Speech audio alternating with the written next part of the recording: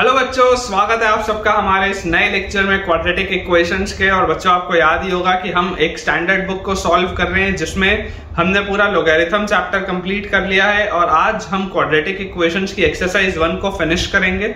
Although बच्चों, मैंने उसमें आपको सारे क्वेश्चंस नहीं करवाए हैं क्योंकि उसमें 50 क्वेश्चन है और सारे करवाने का कोई मतलब नहीं है, लेकिन हाँ, जो काम के सवाल है वो आज हमारे फिनिश हो जाएंगे। उसके बाद हम देखेंगे एक्सरसाइज 2। तो चलिए स्टार्ट करते हैं अपना आज का लेक्चर। लेकिन आपको बच्चों अगर क्वाड्रेटिक इक्वेशंस में थ्योरी में थोड़ा भी प्रॉब्लम है तो थ्योरेटिकल प्रॉब्लम्स के लिए आप इस प्लेलिस्ट को रेफर कर सकते हैं। इस प्लेलिस्ट का लिंक आपको नीचे डिस्क्रिप्शन बॉक्स पे भी दिखाई देगा। और इस प्लेलिस्ट में बच्चों मैंने कंप्लीट थ्योरी कवर की है। जितने भी काम के कंसेप्ट हैं जो IIT JEE के लिए यूज होते हैं क्वाड्रेटिक इक्वेशंस में, वो सारे ही कंसेप्ट आपको इस एक प्लेलिस्ट में मिल जाएंगे। तो जल्दी से आप इस प्लेलिस्ट को भी देखें अगर आपको क्वाड्रेटिक की थ्योरी अच्छे से नहीं आती है तो। और अगर आपको थ्योरी आती है अच्छे से तो फिर चलिए अपने इन सवालों की प्रैक्टिस स्टार्ट करते हैं। सो बच्चों, हमने लास्ट लेक्चर में क्वेश्चन नंबर 37 तक किया हुआ था। आज हम क्वेश्चन नंबर 38 से स्टार्ट करेंगे। देखिए, हमारे पास जो क्वेश्चन नंबर 38 लिखा है उसमें आपको बोला जा रहा है number of integral values of a which for which the equation sin raised to the power 4x for which the equation sin raised to the power 4x minus 2 times of cos square x plus a square equal to 0। ये अपने पास दिया हुआ है sin raised to the power 4x minus 2 times of cos square x plus a square equal to 0 has a solution। इसका solution हो तो इसका number of integral values of a अपने से पूछा जा रहा है कि कितनी इंटीग्रल वैल्यूज होंगी a की जिसके लिए इसका सॉल्यूशन हो। अब आप इस बात को बच्चों समझिए कि अगर आपको इसको सॉल्व करना है तो सबसे पहले तो मैं आपको बोलता हूं कि हम इसको ऐसा लिख लेते हैं। देखिए, ये sin raised to the power 4x को आप एज इट इज रहने दीजिए, minus 2 times of cos square x को क्या मैं 1 माइनस sin square x लिख सकता हूं, तो इसमें तो कोई दिक्कत की बात नहीं। और उसके बाद लिखा हुआ है plus a square is equal to 0। ये अपने पास दिया। अगर मैं इसको ओपन अप करूं तो मेरे पास आ जाएगा sin raised to the power 4x और फिर प्लस 2 sin square x और plus a square minus 2 is equal to 0। ये अपने पास चीज आती है। क्लियरली अगर मैं आपको बोल दूं कि यार अपन ऐसा करते हैं कि sin square x को मान लेते हैं t, तो अगर बच्चों मैं sin square x को t मान लूंगा तो इससे फायदा मुझे क्या होगा। देखिए, जैसे आप sin square x को t मानेंगे ये क्वाड्रेटिक बन जाएगा t square plus 2t plus a square minus 2 equal to 0। ये हमारे पास क्वाड्रेटिक आ जाएगा sin square x को t मानते। और यहां से मुझे एक चीज और पता चल रही है कि जो t होगा, क्योंकि t को मैंने sin square x माना है तो t की वेरिएशन चलेगी 0 से लेकर 1 तक। t की जो वैल्यूज होंगी वो 0 से लेकर 1 तक होंगी, क्योंकि sin square x की मिनिमम वैल्यू 0 हो सकती है, मैक्सिमम वैल्यू 1 हो सकती है। ये बात अपने को क्लियर है। अब अगर आप चाहते हैं कि ये जो है इसके सॉल्यूशन, आप इसका सॉल्यूशन चाहते थे, अगर मैंने sin square x को t माना मतलब आप इस क्वाड्रेटिक का सॉल्यूशन चाहते हैं। तो अगर इस क्वाड्रेटिक का बच्चों आप सॉल्यूशन चाहते हैं तो आप जरा सोच के यहाँ पर देखिएगा कि यहाँ से देखिए आपका t जो होगा, या t अपन लिखे यहाँ पर ये भी लिख सकते हैं कि इसका देखो सबसे पहले तो इसका discriminant greater than equal to 0 होना चाहिए। क्वाड्रेटिक है, अगर इस क्वाड्रेटिक का आप सॉल्यूशन चाहते हैं तो इसका d greater than equal to 0 होना चाहिए। तो इसका डिस्क्रिमिनेंट क्या आएगा, b स्क्वायर माइनस 4a और c की जगह a स्क्वायर माइनस 2।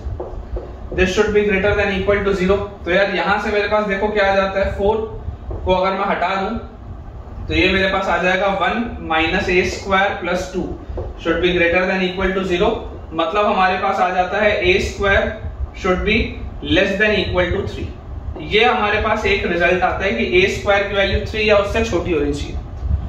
लेकिन अभी बच्चों अपने पास ये भी है कि यार ये जो t है इसका वेरिएशन 0 से 1 के बीच में, ये तो आपके पास आ रहा है a square is less than equal to 3, लेकिन यहाँ पर अपने पास जो वेरिएशन है वो ये भी दिख रहा है कि t की वैल्यू 0 और 1 के बीच में होनी चाहिए।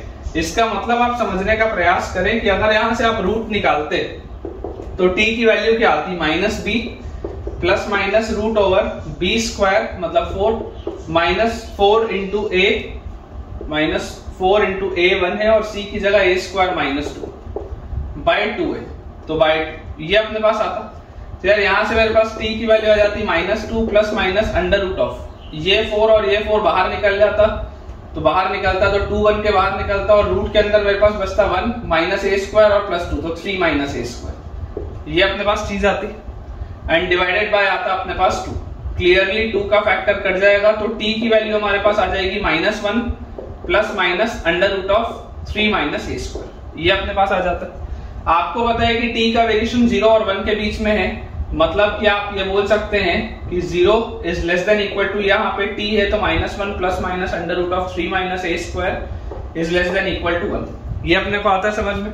ये जो t है ये 0 और 1 के बीच में होगा, ये बात में क्लैरिटी है। जैसे ही मैं 1 ऐड कर दूंगा सब साइड तो यहां से आ जाएगा plus minus under root of 3 minus a square is less than equal to 2। आपने 1 ऐड कर दिया हर जगह। अब क्योंकि एक बेटा इनइक्वालिटी आपकी जो है, ऑफ कोर्स आपको देखो एक चीज समझ में आती है कि यार ये नेगेटिव वाली चीज तो नहीं हो सकती।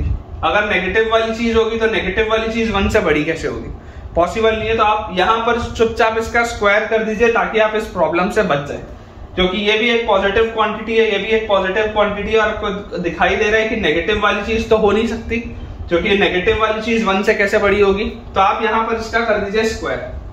जैसे ही आप इसका बच्चों स्क्वायर करेंगे तो आपके पास आएगा 1 is less than equal to 3 minus a square is less than equal to 4। Square कर दिया हमने। अब मैं बोलता हूं कि आप इस पूरे में से 3 सब्ट्रैक्ट कर दीजिए। जैसे ही आप इस पूरे में से 3 सब्ट्रैक्ट करेंगे तो -2 is less than equal to minus a square is less than equal to 1। 3 subtract कर दिया।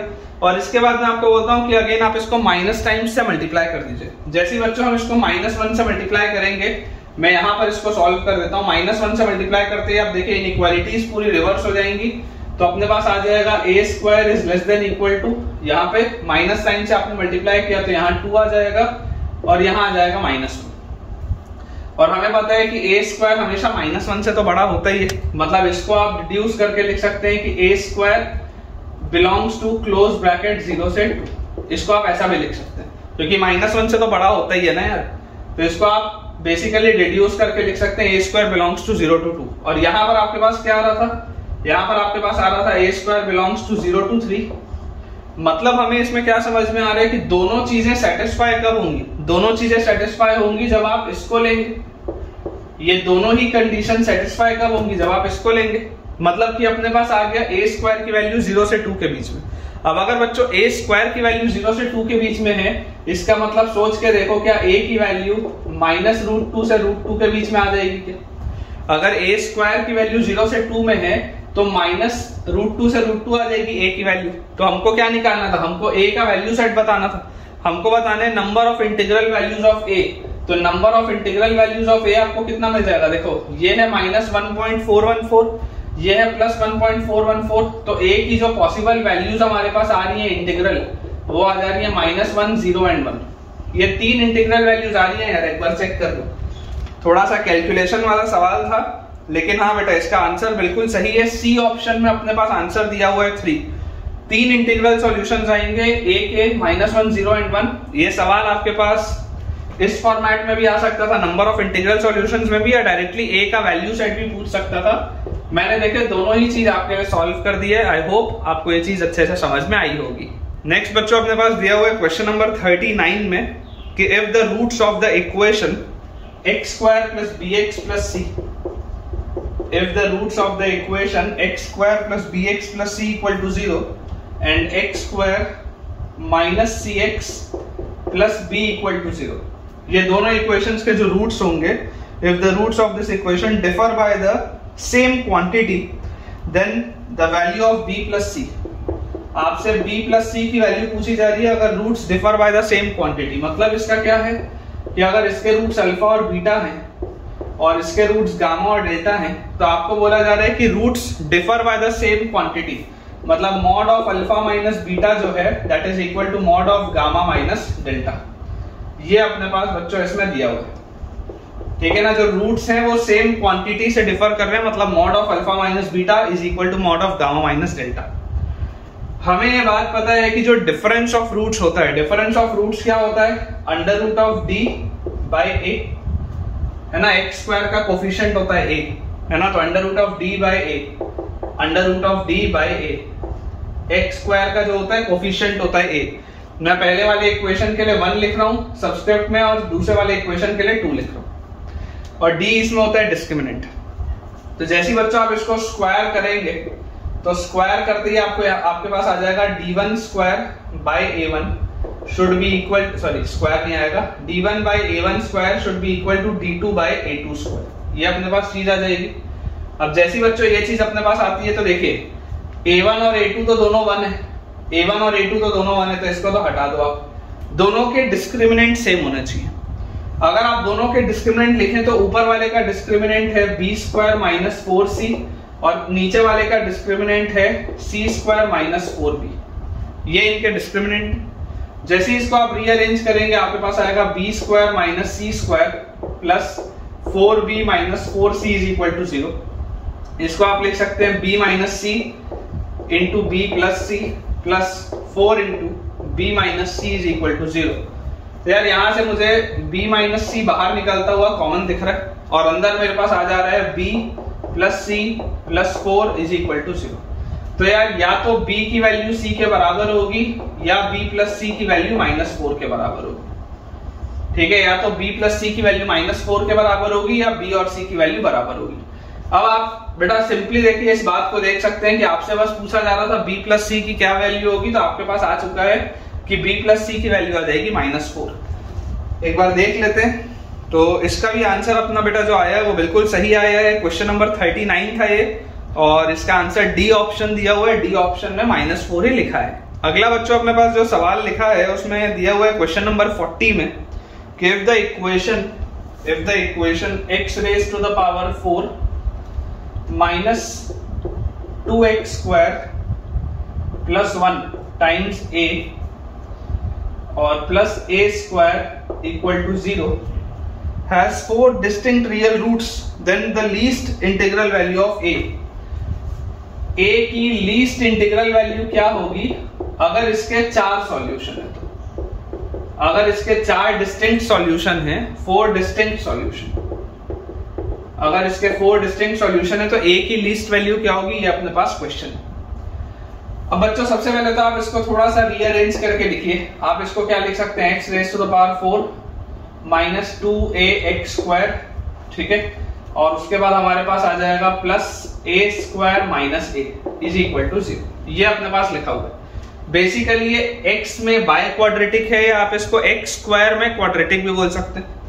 मतलब कि अगर मैं आपको बोल दूं कि यार अपन x स्क्वायर को t ले लेते हैं तो ये आपके पास आ जाएगा t square minus 2at plus a square minus a is equal to 0। And clearly आपको यहाँ पर दिखाई दे रहा है कि अगर ये x स्क्वायर को आपने t लिया है तो t की वैल्यू 100% 0 या उससे बड़ी होगी। t की वैल्यू 100% 0 या उससे बड़ी होगी, ये बात श्योर। अब अगर बच्चों ये आपके पास आ रहा है एक क्वाड्रेटिक, तो देखिए मैंने आपको कंसेप्ट्स पहले से सिखाए हुए हैं। मैंने आपको जो डिस्क्रिप्शन बॉक्स पे एक प्लेलिस्ट का लिंक दिया उसमें लास्ट क्लास में इस तरीके के मिसलेनियस क्वेश्चंस आते हैं। अगर आपको 4 डिस्टिंक्ट सॉल्यूशन चाहिए तो आप इस बात को समझने का प्रयास करें कि आपके पास ये जो t में क्वाड्रेटिक है, ये जो t में क्वाड्रेटिक है, देखिए जब ये x में क्वाड्रेटिक होता था तो आप x के रिस्पेक्ट में बनाते थे। अगर ये t में क्वाड्रेटिक है तो आपके पास ये जो दो वैल्यूज आएंगी ना t की, ये दोनों वैल्यूज पॉजिटिव होनी चाहिए। आपको ये बात समझ में आनी चाहिए, क्योंकि आप इस बात को समझिए अगर t की वैल्यू लेटेस्ट से आती है 1 और 2, इमेजिन करके देखिए अगर t की वैल्यू आती है 1 और 2, दोनों पॉजिटिव वैल्यूज आती है, तो इसका मतलब है x स्क्वायर की वैल्यू आएगी 1 और x स्क्वायर की वैल्यू आएगी 2। तो यहां से आपके पास सॉल्यूशन आ जाएगा प्लस माइनस 1 और प्लस माइनस रूट, ये आपके पास सॉल्यूशन आएगा। ठीक है, इस बात को आप समझिए। अगर आपके पास t की वैल्यूज पॉजिटिव आएंगी तो पॉजिटिव t के करस्पॉन्डिंग आपको 2x मिलेंगे। अगर t की वैल्यू गलती से नेगेटिव हो गई तो कोई सॉल्यूशन नहीं मिलेगा, क्योंकि x स्क्वायर कभी नेगेटिव नहीं हो सकता। अगर t की वैल्यू 0 हो गई तो आपको सिर्फ एक ही सॉल्यूशन मिलेगा, अगर x स्क्वायर 0 होगा मतलब x 0 है।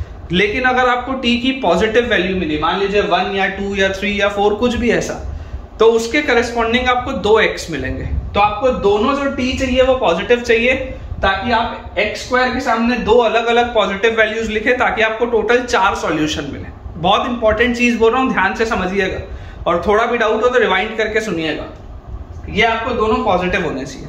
तो अगर ये दोनों आपके पास पॉजिटिव होने चाहिए, इसका मतलब क्या है, इसका मतलब ये है कि फंक्शन की वैल्यू 0 पर, फंक्शन की वैल्यू 0 पर पॉजिटिव होगी। सबसे पहले वर्टेक्स का जो x कोऑर्डिनेट होगा -b/2 है, वर्टेक्स का x कोऑर्डिनेट पॉजिटिव होगा। दूसरी बात, और तीसरी बात है कि डिस्क्रिमिनेंट ग्रेटर देन 0 होगा, इक्वल टू 0 भी नहीं चलेगा, क्योंकि अगर मान लीजिए t की एक वैल्यू आई तो t की एक वैल्यू आएगी तो x की केवल 2 ही वैल्यूज आएंगी, तो डिस्क्रिमिनेंट पॉजिटिव होगा।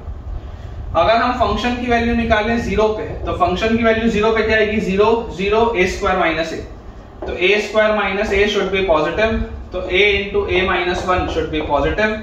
नंबर लाइन में बनाएंगे, this is 0 this is 1, positive negative positive, तो a बिलोंग्स टू हमारे पास आएगा माइनस इंफिनिटी से 0 यूनियन 1 से इंफिनिटी। सबसे पहले तो हमारे पास ये आ गई a की वैल्यू सेट, सबसे पहले तो ये आ गया। उसके बाद अगर हम वर्टेक्स की बात करें, माइनस b बाई 2a अगर हम निकालें तो जरा सोच के देखिए, माइनस b बाई 2a मतलब ये अपने पास आ जाएगा 2a by 2, this should be greater then 0, मतलब a पॉजिटिव होना चाहिए। ये दूसरा अपने पास आ गया वैल्यू सेट, मतलब ये वाला हिस्सा तो कैंसिल आउट हो जाएगा, सोच के देखो, जैसे ही आप सबका इंटरसेक्शन लोगे तो ये वाला हिस्सा कैंसिल आउट हो जाएगा क्योंकि a पॉजिटिव चाहिए। थर्ड हमारे पास है डिस्क्रिमिनेंट, डिस्क्रिमिनेंट क्या होगा, b स्क्वायर मतलब 4a स्क्वायर माइनस 4ac, तो यहाँ पे आ जाएगा a square minus a, this should be greater then 0, discriminant positive होना चाहिए। क्लियरली ये 4a square minus 4a square कटेगा तो minus 4a minus 4 into minus a मतलब 4a should be greater then 0, मतलब a यहाँ से भी पॉजिटिव होना चाहिए। इसका मतलब क्या है कि a पॉजिटिव होना चाहिए, और इसके साथ आप जैसे इंटरसेक्शन लेंगे तो आपके पास a का वैल्यू सेट आ जाता है 1 से लेकर इंफिनिटी तक। आप 1 रख नहीं सकते, आप 1 रख नहीं सकते, 1 से इंफिनिटी के बीच में आपको रखना है। तो जो लीस्ट वैल्यू होगी a की, क्लियरली आपको दिखाई दे रहा है इसकी लीस्ट वैल्यू आएगी 2, जो लीस्ट इंटीग्रल वैल्यू आपको लेना होगा दैट शुड बी 2। देख लेते हैं एक बार, तो बिल्कुल सही है बेटा, सी ऑप्शन में अपने पास 2 दिया हुआ है which is the right answer.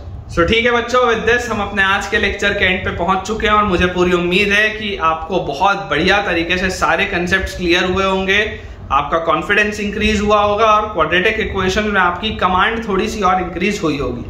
मिलेंगे आपसे अगले लेक्चर में एक्सरसाइज 2 के साथ। कोई भी आपका डाउट हो तो कमेंट सेक्शन में उसे पोस्ट जरूर करें ताकि आपके डाउट्स को मैं रिजॉल्व कर पाऊं।